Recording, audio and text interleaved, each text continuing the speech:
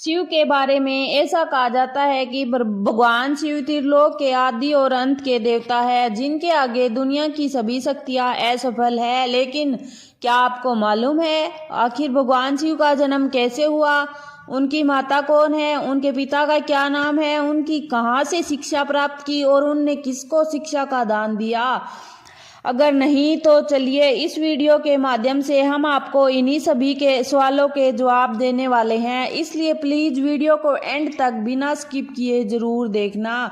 देखिए दोस्तों, आज सबसे पहले भगवान शिव के जन्म से जुड़ी हुई पहली कहानी यानी शिव पुराण की एक लोकप्रिय कथा के बारे में बताते हैं।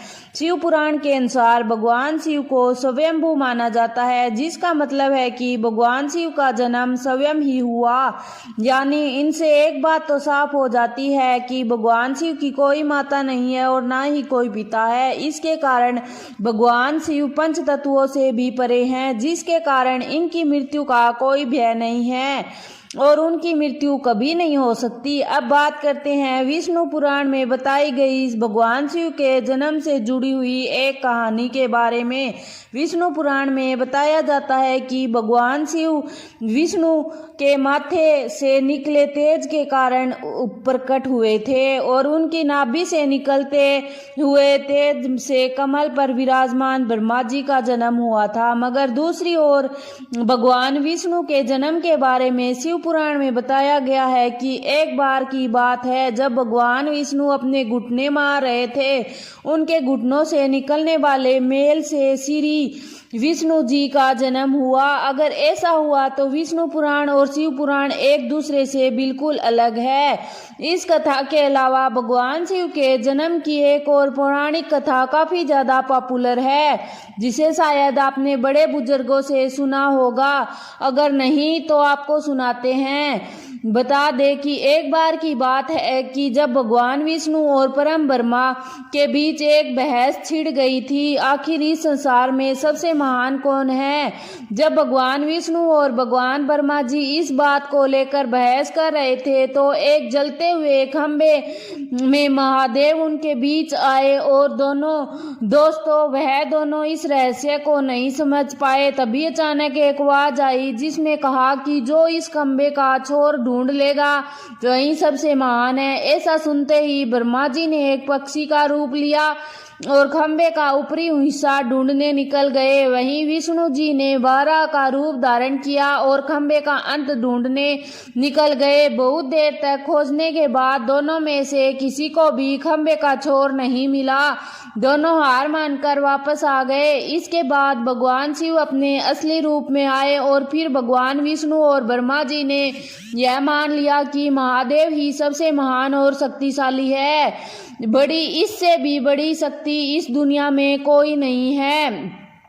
इसके साथ ही शिव पुराण में बताया गया है कि खंबा इस बात को दर्शाता है कि ना भगवान शिव का जन्म हुआ ना ही उनका अंत हुआ। एक कारण तो यही है कि भगवान शिव को स्वयंभू माना जाता है, यानी भगवान शिव का अंत ही है नहीं है, वह अमर है। अब हम बात करते हैं भगवान शिव के जुड़े एक ऐसे विषय के बारे में जो सबसे ज्यादा प्रसिद्ध है।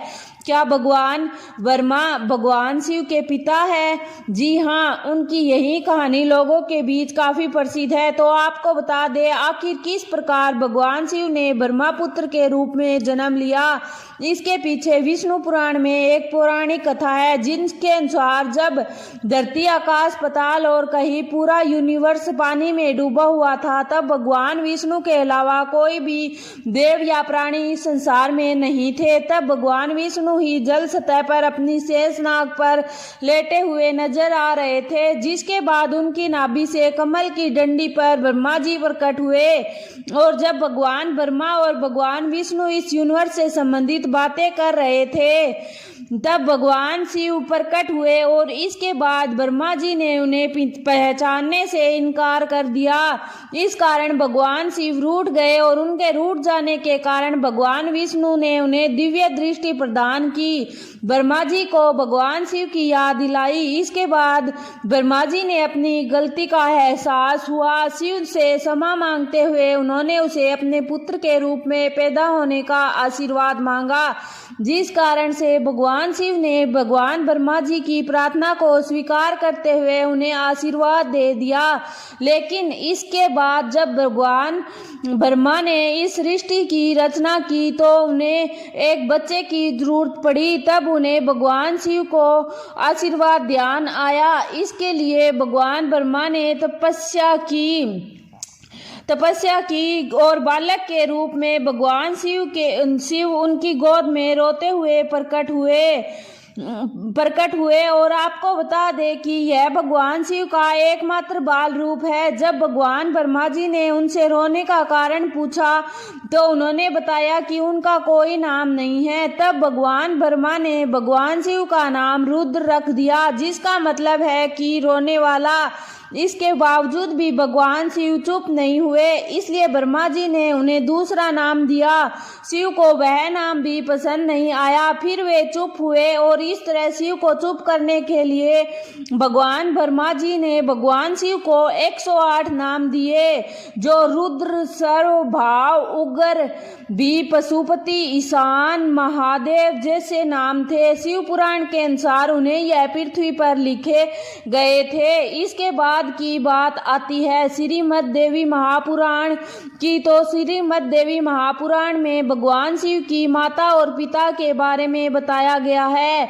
श्रीमद् देवी महापुराण के अनुसार देखा जाए तो एक बार जब भगवान नारद जी ने अपने पिता भगवान ब्रह्मा जी से पूछा कि सृष्टि का निर्माण किसने किया, साथ ही भगवान विष्णु, भगवान शिव और आपके माता पिता कौन हैं, तब भगवान ब्रह्मा जी ने नारद जी को त्रिदेवों के जन्म के बारे में बताया। जो बताया वह वाकई चौंका देने वाला था। दर्शन उन्होंने कहा कि देवी दुर्गा और शिव स्वरूप ब्रह्मा के योग से ब्रह्मा, विष्णु, महेश का जन्म हुआ। यानी प्रकृति के रूप में माँ दुर्गा ने हम तीनों की माता है।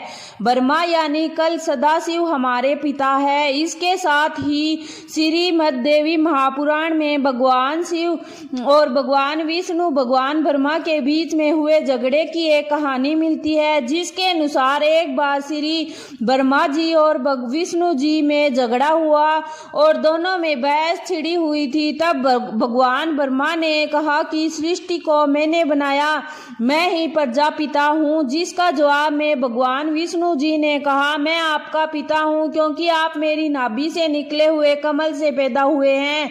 धीरे धीरे यह बहस बढ़ती गई और दोस्तों इसके बाद इन दोनों का झगड़ा सुनकर सदाशिव वहां पहुंचे और उन्होंने कहा कि पुत्रों, मैं ही तुमको इस संसार को बनाने और इसे संभालने के केवल 2 काम दिए हैं। इस प्रकार मैं शंकर और रुद्र को संहार और तिरोगति के कार्य दिए हैं। इसके साथ ही उन्होंने कहा कि मेरे 5 मुख है, एक मुख से आकर, दूसरे मुख से आकार और दूसरे मुख से पुकार और तीसरे मुख से मुखार, चौथे मुख से बिंदु और 5वें मुख से नाभि यानी नाथ यानी कि शब्द प्रकट हुए। उन 5 को एक साथ मिलाकर देखा जाए तो एक अक्षर ओम बनता है, जिसे आज हम सभी भगवान शिव के मूल मंत्र के रूप में जानते हैं। इतना कहने के बाद भगवान ब्रह्मा और विष्णु दोनों ही समझ गए कि भगवान शिव से ज्यादा शक्तिशाली इस दुनिया में कुछ भी नहीं है। दोनों ने भगवान शिव को प्रणाम किया और चले गए। चलिए दोस्तों, जब आप भगवान शिव के बारे में इतना तो जान ही चुके हैं, तो क्या आपको पता है कि आखिर भगवान शिव ने किससे शिक्षा प्राप्त की थी और उनके गुरु कौन थे? हम जानते हैं, शायद ही इसका जवाब आप में से किसी को नहीं पता होगा, पर जिन्हें नहीं पता उन्हें बता दे कि भगवान शिव स्वयं इस संसार के गुरु माने जाते हैं, जिन्होंने संसार में गुरु शिष्य की परंपरा की शुरुआत की थी। लेकिन अगर सवाल आता है कि आखिर भगवान शिव किसके गुरु थे? तो आपको जरूर जान लेना चाहिए कि हिंदू धर्म ग्रंथ कहते हैं कि ब्रह्मा जी और शिव जी इस संसार के सबसे पहले गुरु है, जिन्हें गुरु शिष्य के इस रिश्ते की शुरुआत की थी। जहां भगवान ब्रह्मा ने अपने मानस पुत्रों को शिक्षा प्राप्त की थी, वहीं भगवान शिव ने अपना ज्ञान केवल अपने शिष्यों को दिया था। यानी भगवान शिव के 7 शिष्यों के गुरु थे। वे जिन शिष्यों के गुरु थे उन्हें आज के समय में सप्तऋषियों का दर्जा दिया गया है। तो दोस्तों, यह थे भगवान शिव के जन्म से जुड़े हुए कुछ फैक्ट, जो आपको कैसे लगे हमें कमेंट में जरूर बताइएगा। अगर आपको वीडियो पसंद आई तो लाइक शेयर